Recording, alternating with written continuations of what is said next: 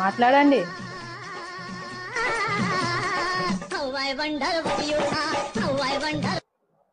Hello hello, ఎవరు? ఎప్పుడు phone చేసినా ఎవరు ఎవరు అని అంటావేంటి?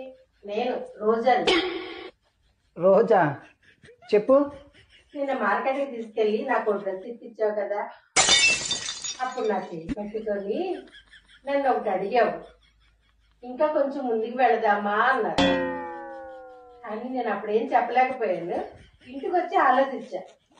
ఇప్పుడు నేను చెప్తున్నాను, మన ఇద్దరం ఇంకా కొంచెం ముందుకు వెళదామా? ఇంకా ముందుకెళ్తే ఆయన కాలు ఇరగొడతాను.